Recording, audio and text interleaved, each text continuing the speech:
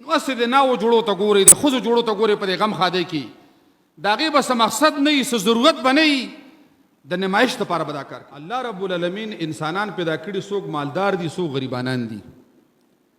چې الله مالدار پیدا کړی دي د مالدارۍ جامې اغونده د مالدارۍ غم ښادي کوه د مالدارو ګاړو کې ګرځه څه ګناه نه ده. خو چې الله رب العالمین غریب پیدا کړي خپله غریبي کوه په دې غریبۍ کې عزت دی. نو زمونږ خلک بلا رسمونه رواجونه قسمه قسم بدعات او رسومات پر غم خادو کې شروع کړي دي او دای سوچ دی چې که زه دا کار نه کوم نو دا خلک به راپسې وخاندي په دې خلکو کې به زه سپک شم او یا راشه دا کار دې دپاره کومه چې دا خلک داسې ووایي او دا خلک داسې ووایي او دا خلک داسې ووایي. خپل زوی چوتئ خپل لور چوتئ خپل ځان چوتئ خپل قوم چوتئ وسې کېږي نه او دا نخرې پېښې کوي.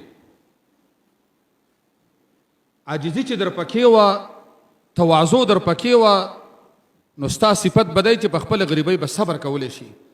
سور چې بس کې د ټماټر د چکنۍ سره هر وخت کې به د الله شکر ادا کې څه پروا به دې نه وي. غم ښادي به د خپل وس مناسب کولی شي د چا پروا به دې نه وي او چې نه ته هر وخت کې لاپې تولي ولي او خلکو باندې ځان لوی شماري بیا به کوشش کوي چې د هغه نه خرچې سیوا کم او د هغه نه ګاډي سیوا کم او د هغه نه دا سیوا کم.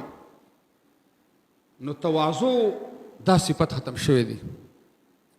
په دې بازار کې د زنانو جامې کیږي. موږ په پاکستان کې ګراني ډېره زیاته ده. په 1500 جوړه شته په 2000 شته په 4000 شته او په 8000 شته.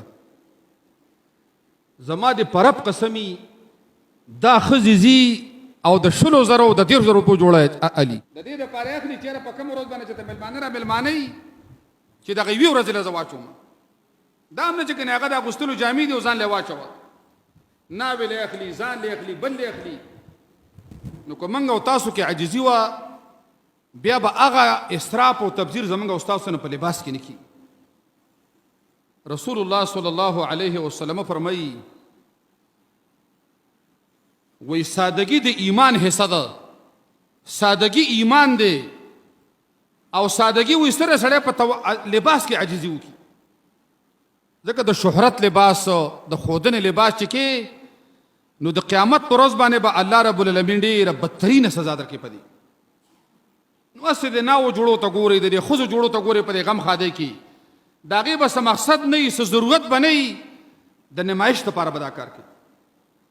بیا که دا بولډنګان جوړوي نو بولډنګ خو یو ضرورت دی خو هغې له دا قسمه قسم چجي او د هغې بار طرف ته ټیرونه لګول او بار طرف ته رنګونه لګول